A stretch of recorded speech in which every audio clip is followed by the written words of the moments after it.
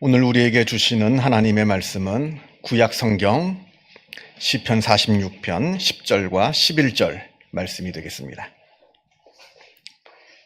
제가 가지고 있는 성경으로 구약 성경 836면에 있습니다.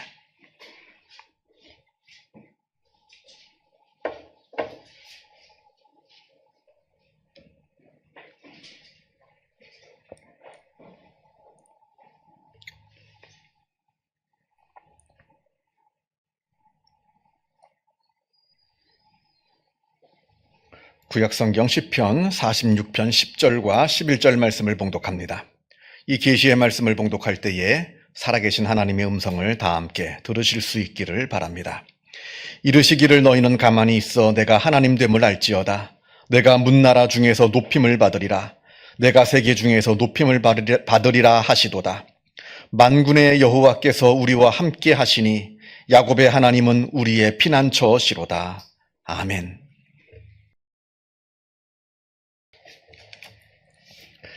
미국의 하버드 대학교 경영대학원에서 동양인으로는 최초로 종신교수직에 오른 문영미 박사가 쓴 디퍼런트라는 책이 있습니다. 이 치열한 경쟁사회, 특별히 사느냐 죽느냐 하는 이 치열한 비즈니스 세계에서 많은 기업들이 서로가 1등이 되려고 합니다. 그래야 살아남을 수가 있으니까요. 그러나 문영미 교수는 달리 이야기합니다. 1등이 되는 것만으로는 부족하다 합니다. 남들도 다 따라할 수 있는 그 똑같은 방법으로 이루어 놓은 1등이라고 하는 것은 그렇게 오래 가지 못한다 합니다. 왜냐하면 남들도 금방 쫓아오거든요. 금방 따라합니다. 누구나 따라할 수 있는 그런 1등이 아니라 남들은 도무지 생각할 수도 없고 따라할 수도 없는 차별성, 그 차별성을 가지고 있는 기업만이 살아남는 그러한 시대가 되었다 말합니다. 그러니까 지금은 넘버원이 되는 게 중요한 게 아닙니다. 넘버원을 넘어서서 온리원이 되어야 된다고 이야기합니다. 단순히 1등이 되는 게 아니라 그 누구도 따라할 수도 없는 유일무이한 차별성을 가지고 있어야 이 치열한 경쟁 사회에서 승리할 수가 있다고 말합니다. 예를 들면 이런 겁니다. 제가 특정 기업을 이야기해서 죄송합니다만 이 책에 나오는 이야기니까요. 지금 전 세계적으로 최고의 기업 중에 하나가 바로 구글입니다. 그런데 이 구글이 처음 세상에 나왔을 때 사람들이 큰 충격에 빠졌습니다. 기존의 방식하고는 완전히 다르거든요. 아시는 것처럼 구글을 이용해 보신 분은 아시겠습니다만 첫 화면에 광고가 없습니다. 그냥 검색창 하나만 딱 나와 있을 뿐입니다. 거기에 비해서 그 당시 업계 1등이었던 야후, 그리고 우리나라 기업인 네이버, 아니면 다음, 아니면 수많은 유사한 포털 사이트들, 첫 화면이 얼마나 복잡하고 다양한지 모릅니다. 광고도 꽉 차 있고요. 만약 구글이 이때 다른 업체들처럼 똑같은 모습으로 세상에 나왔더라면 지금의 구글은 없을 겁니다. 그러나 그들과는 완전히 다른, 남들이 도무지 따라할 수도 없고 따라할 생각도 하지 않는 그 새로움이 있었기에 지금의 구글이 있었다. 이 책은 말합니다.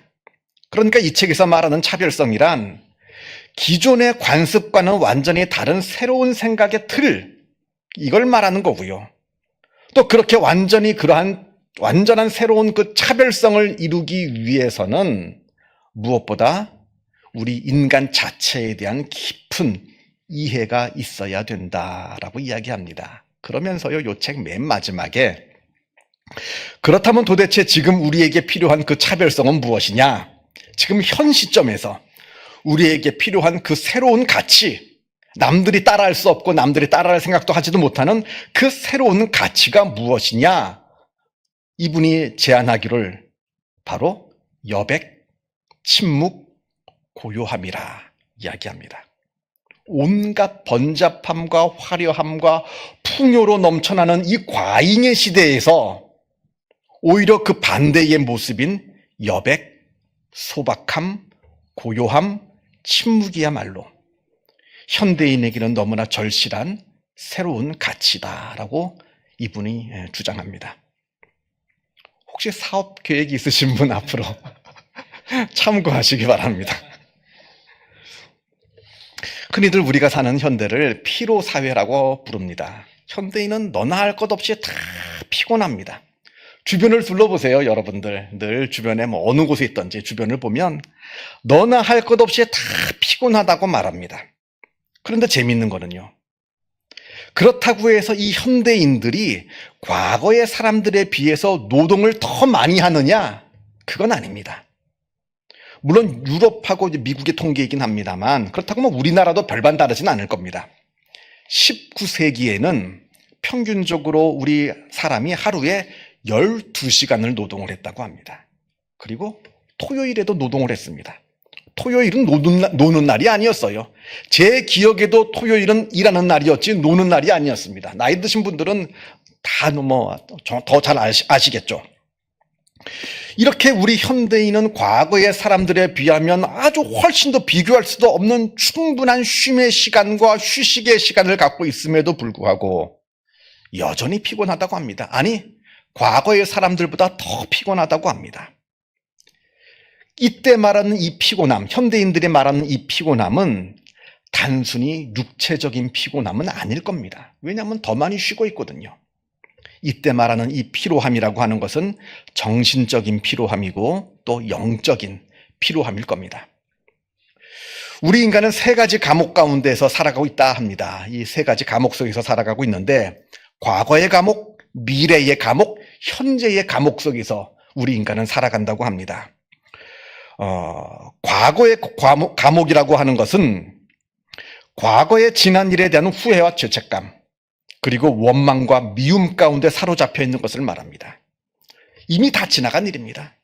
돌이킬 수도 없어요. 그 일이 다시 나에게도 돌아오지도 않습니다. 돌아올 수도 없습니다. 이미 지나간 과거의 일을 두고 여전히 우리는 후회를 합니다. 여전히 원망을 하면서 살아갑니다. 때로는 나 자신을 책망하거나 아니면 다른 사람을 증오하면서 살아갑니다. 잠을 잘 자다가도 갑자기 그 생각이 나면 잠에서 깨고 맙니다. 그 생각만 하면, 과거의 그때 일만 생각하면 잠이 오질 않습니다. 계속 뒤척입니다. 이게 바로 과거라고 하는 그 감옥의 모습입니다. 또 미래의 감옥이 있습니다. 아직 오지 않은 미래의 일을 두고 두려워하고 불안해하는 것을 말합니다. 심리학자들이 조사를 해보니까요, 우리가 걱정하는 것의 90%는 절대로 현실이 되지 않는다고 합니다. 절대로 오지 않아요. 그러니까 절대로 나에게 닥치지 않을 일을 우리는 90%, 우리가 걱정하는 것 중에 90% 이상이라고 합니다. 절대로 벌어지지 않을 그 비현실적인 일을 가지고 우리는 미리 걱정하고 불안해하면서 떨고 있습니다. 이게 바로 미래라고 하는 감옥입니다. 또 우리는 현재라고 하는 감옥을 살아가고 있습니다. 현재를 살아가면서 끊임없이 나 자신을 다른 사람들과 비교하면서 조금 부족한 것이 있으면 그거 가지고 원망하고 불평하고 질투하고, 아니면 반대로 너무나 풍족하기에 삶에 아무런 가치와 의미를 발견하지 못해서 권태에 빠지기도 하고. 여러분, 무언가가 부족해서 원망하고 불평하는 거 참 힘들죠. 힘든 일입니다만 더 힘든 건 부족한 게 없어서 권태에 빠지는 게 가장 힘들다고 합니다. 어쨌든 이러한 현재라고 하는 감옥을 우리는, 그 감옥 속에서 우리는 삶을 살아갑니다. 이렇게 과거와 미래 그리고 현재라고 하는 감옥에 갇혀 살고 있는 것이 우리 현대인의 모습이고, 이 현대인의 모습은 일종의 노예와도 같은 그런 삶이라고 말을 합니다. 문제는 현대인들은 자기가 노예이면서 노예인 줄을 모릅니다. 과거의 노예는 자기가 노예인 줄 압니다. 그러니까 자기가 어떻게든 이 노예에서 벗어나려고 합니다. 그런데 문제는 현대 사람들은 자기가 노예이면서 노예인 줄 모르니까 이 노예 생활에서 벗어날 생각을 할 줄을 모릅니다. 계속해서 노예 생활을 하는 거예요. 노예인 줄 모르니까요. 그리고 두 번째, 옛날 노예들은 자기 주인이 누군지를 알았답니다. 누가 나를 억압하고 있는지, 누가 나를 옥죄고 있는지를 압니다. 그러니까 그 사람과 싸우려고 하고 저항하려고 하고 거기서 벗어나려고 합니다만, 현대판 노예들인 우리들은 내 스스로가 나를 옥죄고 내 스스로가 나를 억압하고 있기 때문에 벗어날 수가 없다고 합니다. 이게 바로 우리 현대인, 현대판 노예들의 모습이라고 합니다. 이게 바로 우리 피로사회를 살아가고 있는 우리 현대인들의 모습인데요. 이러한 현대인들에게 필요한 것은 더 많은 휴식 시간이 아닙니다. 혹시 정치적인 얘기 같아서 좀 조심스럽습니다만 하루 더 놀자 큰 의미 없습니다. 하루 더 논들 피로가 사라지지 않습니다. 왜냐하면 우리는 이미 충분한 휴식을 가지고 있고요. 우리가 가지고 있는 이 피로라고 하는 것은 육체적인 피로가 아니기에 그러합니다.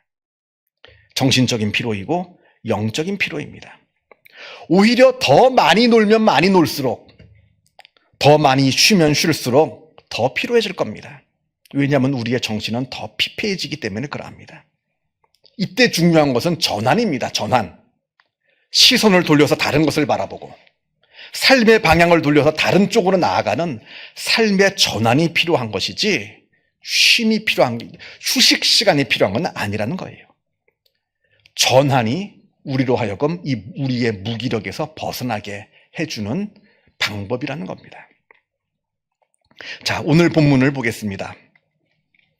오늘 본문 시편 46편은 표제의 고라자손의 시, 고라자손은 이 레위족 속 찬양을 맡은 분이고요. 고라자손의 시라고 되어 있고요. 또 학자들이 오늘 시편을 찬양시라고 분류를 합니다. 그러나 우리가 이제 성경에서 찬양시라고 할 때는 찬양만 있는 게 아닙니다. 시편에서 말하는 찬양시에는 언제나 탄식하고 찬양이 섞여 있습니다. 그래서 찬양시하고 탄식시는 모호해요. 똑같은 시, 여러분은 시편을 여러 번 읽어보시고 묵상하신 분은 아시겠습니다만 한 시편, 한 시 안에 찬양하고 탄식이 언제나 같이 나옵니다. 언제나 같이 나와요. 거기서 찬양이 조금 강조되면 학자들이 찬양시라고 분류를 하고 탄식이 조금 강조되면 이걸 탄식시라고 분류합니다. 이건 우리 삶도 마찬가지죠. 우리의 삶 속에서도 찬양과 탄식이 늘 공존합니다. 그리고 찬양은 좋은 일만 있어야 찬양하는 게 아닙니다. 탄식하는 일이 많아도 그럼에도 불구하고 하나님을 찬양하는 게 우리의 찬양이죠.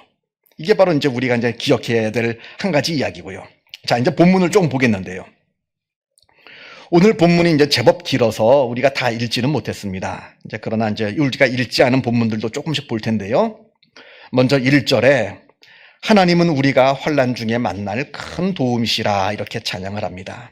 그러면서 2절에 우리가 만나게 될 그 환난을 쭉 이야기합니다. 우리가 만나고 있는 환난, 지금 이 고라자손이 정확하게 누구인지 모르겠습니다만 이분이 지금 당하고 있는 이 환난에 대해서 이야기를 하는데 2절을 보면 땅이 변하든지 산이 흔들려 바다 가운데 빠지든지 3절에 바닷물이 솟아나고 뛰놀든지 그것이 넘침으로 산이 흔들릴지라도 말만 들어도 무섭습니다.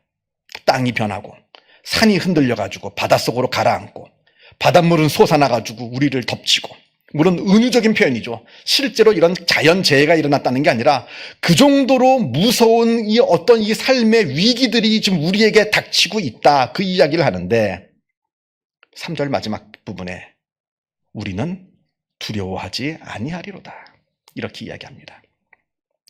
도무지 상상할 수도 없는 엄청난 이 삶의 위기 속에서도 우리가 두려워하지 않는 그 이유가 5절에 나옵니다. 하나님이 그 성중에 계심에 성이 흔들리지 아니할 것이라. 새벽에 하나님이 도우시리로다.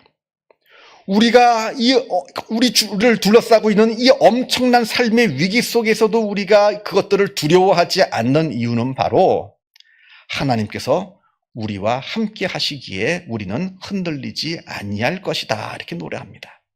특별히 여기에 새벽이라는 표현이 나오는데요. 성경에서 말하는 이 새벽이라는 표현은 하루 중에 가장 깜깜한 때를 말합니다. 동이 트기 직전, 가장 어두울 때, 가장 힘들 때, 가장 절망스러울 때, 그러나 그때 하나님께서 우리를 도우신다 이렇게 노래합니다. 자, 그런데 문제는 이거죠. 알죠? 우리가 압니다. 성경을 읽어서 이미 하나님께서 우리와 함께 하신다는 것은 다 들어서 머리로는 알고 있습니다. 그러나 그것이 내 마음으로 다가오질 않거든요. 내 삶의 주변에서 일어나는 그 크고 작은 일들 때문에 우리는 보면서 깜짝깜짝 놀라면서 두려워합니다. 그런데 어떻게 이 시편 기자는 그럼에도 불구하고 자기는 두려워하지 않는다라고 고백할 수 있을까요? 우리도 어떻게 하면 그 시편 기자처럼 우리도 이 삶의 주변에서 벌어지고 있는 이 불확실한 이 삶의 위기 속에서 그럼에도 불구하고 우리는 두려워하지 않는다라고 고백할 수 있을까요? 그 내용을 오늘 본문 10절과 11절에서 이야기를 합니다. 10절을 보겠습니다. 이르시기를 너희는 가만히 있어 내가 하나님 됨을 알지어다 이렇게 되어 있습니다. 여기 보면 가만히 있어 이렇게 번역되어 있습니다만 이 번역보다는 멈추라고 하는 표현이 더 좋은 번역일 겁니다. 이게 히브리어로 라파라고 하는 단어인데요. 물론 그 안에는 조용하다는 그 의미도 있습니다만 멈추라, 멈춘다는 의미가 더 강합니다. 그 출애굽기에 나오는 여호와 라파는 치유하다라는 뜻이고 여기에 나오는 라파는 발음은 같은데 스페링이 조금 달라요. 헷갈리실까 봐 말씀을 드립니다. 어쨌든 너희는 이르시기를 너희는 멈추어 있어 내가 하나님됨을 알지어다 라고 번역하는 것이 훨씬 더 좋은 번역이 아니겠는가 저는 생각을 합니다. 그러니까 너희는 멈추라. 그리고 내가 하나님인 줄 너희는 알지어다. 멈추라고 하십니다. 그렇게 멈추어야 하나님이신 줄 우리가 깨닫게 된다고 합니다. 그냥 머리로만 하나님이시구나가 아니라 마음으로 깨달을 수 있는 방법은 멈추는 데 있다는 겁니다. 우리는 조급하기에 멈출 수가 없습니다. 멈추게 되면 큰일 나는 줄 알죠. 그렇기 때문에 우리는 계속해서 멈추지 못하고 허우적댑니다. 여러분, 물에 빠지는 사람이 살 수 있는 방법은 가만히 있는 겁니다. 멈추는 거예요. 허우적대는 걸 멈춰야 몸이 물에 뜹니다. 근데 그 멈추면 큰일 나는 줄 알고 멈추질 못해 허우적거리다가 물에 가라앉고 마는 겁니다. 멈추는 건 굉장한 지혜와 굉장한 용기를 필요로 합니다. 그러나 그럼에도 불구하고 멈춰야 산다는 거예요. 이 말은 손 놓고 아무 일도 하지 말란 이야기가 아닙니다. 노력하지 말란 이야기도 아닙니다. 최선을 다해 수고하고 우리가 노력을 하되 그러나 반드시 멈춤의 시간이 있어야 한다는 말씀인 겁니다. 그리 긴 시간이 아니더라도 괜찮습니다. 아주 잠깐이라도 내가 모든 것을 다 내려놓고 멈춰서 하나님을 바라보는 시간, 그 시간이 필요하다는 걸 지금 말씀하고 있는 겁니다. 그게 일주일에 한 번 우리가 예배 드리는 이 주일일 수도 있고요. 또 매일매일 살아가면서 하루에 단 10분만이라도 멈춰서 하나님을 깊이 묵상하고 하나님께 기도하고 하나님의 말씀을 읽고 하나님의 말씀을 듣는 그 시간이 중요하다는 겁니다. 아무튼 이렇게 멈출 때 그때 하나님이 보입니다. 다급한 마음에 멈추지 못하고 계속 허우적대면 하나님은 절대로 보이지가 않습니다. 구약성경 열왕기상 19장에 하나님께서 엘리야에게 나타나시는 장면이 나옵니다. 아합 왕과 이세벨 여왕이 엘리야를 죽이려고 합니다. 너무나 무서워서 엘리야가 호련단신으로 도망 나옵니다. 아주 너무나 두려운 마음에 먼 호렙산까지 도망을 갑니다.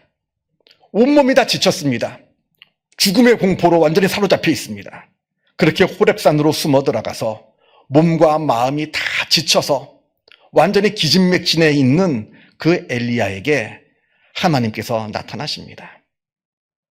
하나님께서 나타나시는 때 어떻게 나타나시느냐? 이때 처음에 하나님께서 큰 바위도 부수실 수 있을 정도로 엄청나게 강력한 바람이 먼저 임하게 하십니다. 그런데 그 큰 엄청난 능력 있는 바람 가운데 하나님이 계시는 줄 아는데 엘리야가 보니까 그 속에 하나님이 계시지 않더라 합니다. 그 후에 땅이 흔들릴 정도로 엄청나게 큰 지진이 있었으나 그 가운데에도 하나님은 계시지 않더라 합니다. 그 다음에 온 산을 불태울 엄청난 큰 불이 임합니다. 그러나 그 불 가운데에도 하나님은 계시지 않더라 합니다. 그런 후에 아주 섬세한 미세한 소리가 있는데 엘리야야 엘리야야 네가 어찌하여 여기 있느냐 부르시는 하나님을 만나게 됩니다. 그런 후에 엘리야가 새로운 용기와 힘을 얻게 됩니다. 그리고 새로운 사명을 얻게 됩니다. 객관적으로 바뀐 건 아무것도 없어요. 여전히 아합 왕과 이세벨 여왕은 이 엘리야를 죽이려고 기세등등하고 있습니다. 신앙의 박해가 끝난 것이 아닙니다. 여전히 세상은 악해요. 두렵습니다. 절망적입니다. 그러나 그렇게 엘리야가 하나님을 만났기에, 그래서 그렇게 새로운 용기와 힘을 얻었기에 새로운 사명을 감당할 수 있는 능력을 얻게 되는 겁니다. 여러분, 내 안이 고요하면 세상이 고요합니다. 세상이 아무리 요동쳐도 내 속이 고요하면 세상은 고요해요. 세상이 요동치는 것은 먼저 내 안이 요동치고 있다는 이야기입니다. 내 안이 요동치면 세상이 아무리 고요해도 이 세상은 아주 나를 집어삼키는 소용돌이처럼 느껴질 겁니다. 하나님의 그 미세한 음성, 하나님은 그 미세한 음성으로 우리를 찾아오십니다. 그런데 그 미세한 음성은 우리가 멈춰야 들립니다. 우리가 세상을 향해서 마구 내달리고 있으면 그 미세한 음성은 절대로 들리지가 않습니다. 그래서 우리가 멈추는 시간이 굉장히 중요합니다. 세상 일이 바쁘고 세상 일이 번잡하고 세상 일이 중요합니다만, 그러나 내가 때로는 멈춰서 하나님의 음성에 귀를 기울이고 하나님의 모습을 바라보려고 하는 그 멈춤의 시간, 그 멈춤의 시간을 통해서 우리가 하나님께 나아갈 수 있다는 겁니다. 예를 들면 주일 예배도 그러하고, 하나님께 기도하는 시간도 그러하고, 하나님의 말씀을 듣고 읽는 시간도 그러하고, 그러한 멈춤의 시간을 통해서 우리도 오늘 본문 11절의 말씀처럼 우리도 야곱의 하나님은 우리의 피난처시로다, 내가 두려워하지 않는다, 세상을 향해서, 나를 향해서 힘있게 외칠 수가 있는 겁니다. 이 놀라운 은혜가 이 자리에 있는 주님의 귀한 백성들에게 충만하기를 주님의 이름으로 축원합니다. 기도하겠습니다. 사랑과 은혜가 충만하신 하나님 아버지, 참으로 두려운 세상 가운데 우리가 살아가고 있습니다. 한 치 앞도 내다볼 수 없고 세상은 온통 험한 곳으로 가득 차 있습니다. 하나님께서 우리의 아버지시라 성경은 말씀합니다만, 그 말씀이 때로는 우리 마음 가운데 아무런 위로도 되지 못할 때가 많습니다. 아버지여, 이렇게 믿음이 연약한 우리를 불쌍히 여겨 주옵소서. 믿음 없는 우리를 책망치 말아주시고 그저 불쌍히 여겨 주옵소서. 아버지 하나님, 우리가 멈춤의 지혜를 갖게 하여 주옵소서. 세상 일이 바쁘고 힘들고 또 다급하지만 그럼에도 불구하고 우리가 일부러 의지를 들여서 멈추어 하나님께 예배하게 하여 주시고, 하나님께 기도하게 하여 주시고, 하나님의 말씀을 깊이 묵상하게 하여 주시어서 그 멈춤의 시간을 통해서 우리가 하나님을 만나게 하여 주시고, 하나님을 만남으로 말미암아 우리가 세상을 이길 힘을 얻게 하여 주옵소서. 아버지 하나님께서 수시로 우리의 마음 가운데 믿음을 부어 주시어서 우리의 믿음이 날마다 성장하고 성숙해지는 복된 은혜가 있게 하여 주시고, 그리하여 우리가 우리의 믿음을 통하여 세상을 능히 이겨나가는 복된 믿음의 사람들이 다 되게 하여 주옵소서. 감사드리오며 이 모든 말씀 우리 주 예수 그리스도 이름으로 기도하옵나이다. 아멘.